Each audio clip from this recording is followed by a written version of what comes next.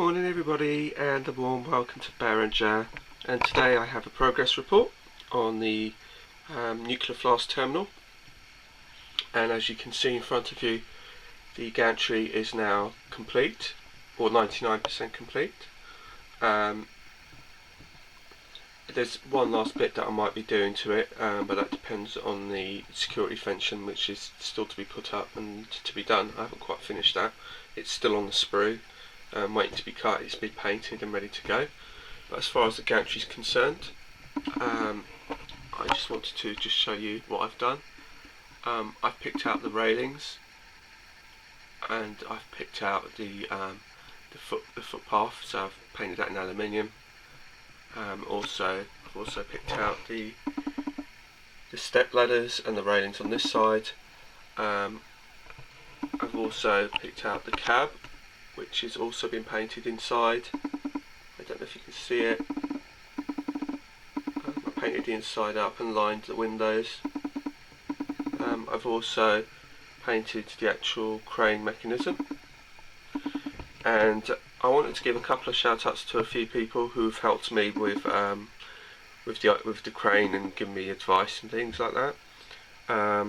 John T, who's one of my subscribers, was just contacting me last week or so about giving me some advice. And also I wanted to give a big shout out also to Alan Babs also, because he suggested using the chain, which is exactly what I've done, as you can see in front of you. The gantry actually comes with string, and the string was basically not very good, and it was knotted, and it's so fiddly that it wasn't even worth using. And Alan suggested using the chain, and saying it was more realistic, which I have found to be the case. And I just thought by adding the little bit of yellow, it just breaks up the grey of the gantry. And also I've seen some of the, as you've seen as well, some of the footage of some of the gantries with the yellow bits sort of picked out as well. So I really liked the idea, so I went with that. I'm really happy with it in the end.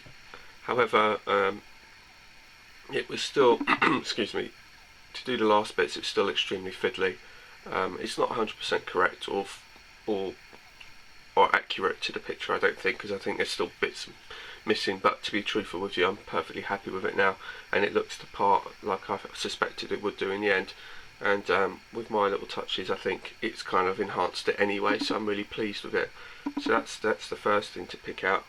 One of the other thing is the obligatory portaloo you get on these sites. So I picked up one of those. A top tip, this is actually a Bachmann one, which has come from a construction site kit, I think, which comes with a load of roadworks bits and pieces. And it turns out that I actually originally picked up the Hornby one, which was sold separately, and basically I had the presence of mind to ask at my model shop the difference in prices, and it turns out that it was a lot cheaper to buy the Bachmann version with all the accessories like the cones and the roadwork kit than to buy the portaloo separately on its own from Hornby. And it turns out that the Hornby one was about £8.95 just for the loo on its own, which is absolutely ridiculous. Whereas this one I've paid £6.95, plus I've got all the auxiliary bits and pieces like the cones, the roadworks, so I can use that on a separate seam, which will lead me on to one of my new vehicles that I purchased when I get round to showing you in a little while in this video. But it didn't come like this. I mean, it was all clean, but I've now dirtied it up to make it look like it's really grimy and not really particularly looked after, just dusted up. One of the other things I did is I've toned down the buffers. I gave them a wash and toned them down, so they now look, they don't look so bright and in your face. And then another person I wanted to give a shout out to was Steve Burgess, who made a comment about my back seam, and he asked me where I got them from. And basically all my back seams are from Gagemaster. They're all Gagemaster ones except for the one I did over at the village, which I tried to hand paint myself. I had a go at that. And I wanted to have a quick chat to you about the back scenes. So we're just going to briefly leave the nuclear fast terminal and go on to the back scenes.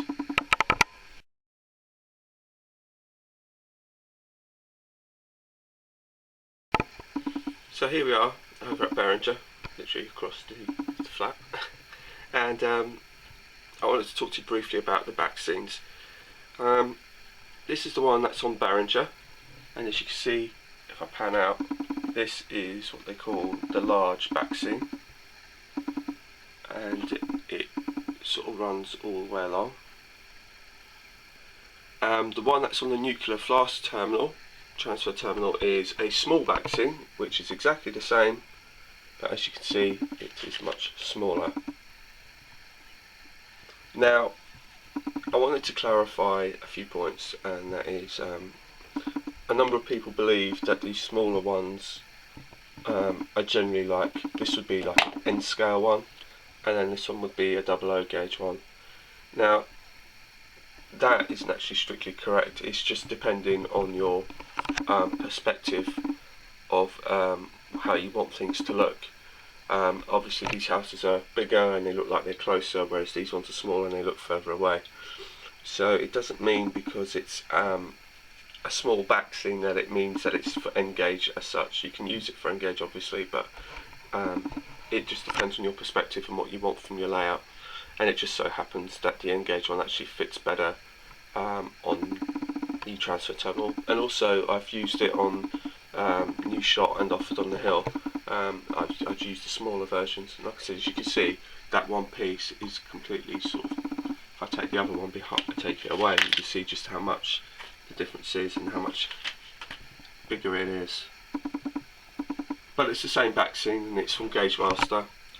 Even the clouds are, over at Beringer are also from Gagemaster. This is the one that I sort of hand painted, a la Kevin over at Penwithers. I had to go at that. I do like it actually very much. I just think it's probably a bit too dark, but I do like it. I did enjoy having a go, and I think the effects worked out really well, so I've really enjoyed that. And since we're here, excuse me, over at Beringer, I might as well tell you what's going on. I'll have a little walk down. So as I said yesterday, it's been evacuated, and also I wanted to make a bit of a comment to Railway 31, who gave me a bit of a giggle with his comment and suggested that that the nuclear transfer terminal had suffered an explosion, so they had to evacuate Beringer.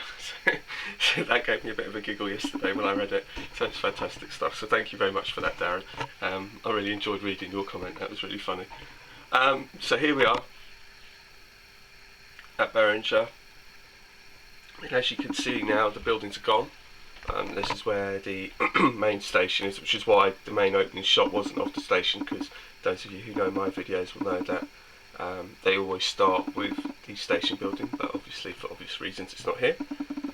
And then obviously this is the board here, and then obviously this is the plate for where the NCP car park sits, and then obviously this is now what's basically underneath the main road. So it's very, very weathered and dusty and stuff like that, as I suppose is what I can say to you. There is some good news and some bad news towards that, and I'll come on to that in just a jiffy.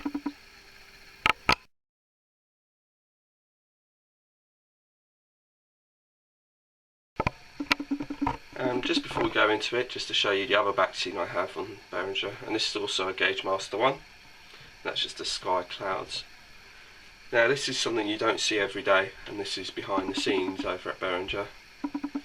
And this is with the town scene removed, and there's the underground station right on the top here. As you can see, it's Beringer platforms 4 and 5. Now one of the issues I was having, if I can get up close and personal, was just to dip around this corner here, and there was a difference in the track, in the height, and that was causing a few derailments over on the inner track, and it's quite a sharp corner, which leads me on to my next problem. which is, if you look at it from here, this is where the track ends. I'm going to try and sort of raise you so you can have a look, and you can see just how tight that turn is going to be. So I'm just trying to weigh up the options as to what to do. Quite frankly, I don't really want to mess around with the underground station because I love it, so I'm not going to do that. So one of the things that I was considering is, I think I put a point here, there's a point there, and I was thinking of possibly bringing it across here, so basically bypassing this corner and coming across and turning around here and then rejoining the tracks. Thing being is, if I do that, it means I will have to basically cut somewhere along here the platform off and rebuild a new section and a new platform. So I'm not really too sure how that's going to work out. I mean, I sort of knew, like I said yesterday, until I opened it up, I wasn't going to be 100% sure how much space I'd have, but having it as a terminus station, it just, because it's facing the wrong way round, if it was facing the other way round, then obviously you can have the trains coming straight in from this side and I can still use the station properly, but as things stand I can't. So I'm not sure. I'm sort of probably going to mull it over a few days or a day or so before I make some decisions as to whether or not I'm going to leave it or not. One of the things I really wanted to do was this track here is the track that leads off to the branch towards Offerdon Hill and New Shot, and that was something I really wanted to do, was to have a direct line from the Fiddle Yards to go all the way straight up to Offord on the Hill and New Shot direct. So that was something I really wanted to do, but it just seems a little bit nonsensical to have it as a terminus station because it's just such a short distance between Moorwood and here. So this kind of left me in a bit of a quandary as to what to do, but the chances are, me being me, I'll find a way around it, and the chances are that I'm going to end up hacking this around here somewhere and bringing the curve around here and joining it up here at this point, so I don't have to fiddle about with more with platform 4 and 5, because I really do want to keep that. And as you can see, there's the webcam that I use on the underground station there. And one of the other things is about Beringer Station is that I've got this scratch built building, which is kind of a bit synonymous with Beringer, and it was one of the first buildings that I sort of really made a real great attempt at building and knocking up, and it's kind of been on Beringer now for a few years now, and I don't really want to lose it, and I'm not planning on losing it. So if I do end up sort of having to chop the platform, it will be sort of past the building and then bringing it round so I can keep it. I'm not so bothered so much in terms if I lose possibly this line, I'm not sure yet. So watch this space, we're going to see what we're going to do. As you can probably tell, the cogs are spinning around in my head, sort of trying to work it all out and that. But yeah, it will get there, and I'll get what I want in the end. I think it's just doing the right thing, really. I'm not entirely certain, because like I said, obviously I can't just bring a curve from here because it's just way too tight, so I'll have to bring the curve way back. I mean, I've got some track there which is new, which is brand new track, so I'm going to be using that, but we're going to see how the rest of it pans out. So thank you for watching. What I'll do is I'll just pop it down and give you a view of Beringer platform 4 and 5 during the day, where you can actually see it. So thanks for watching. Feel free to comment and subscribe as always, and I will speak to you all soon. Bye for now.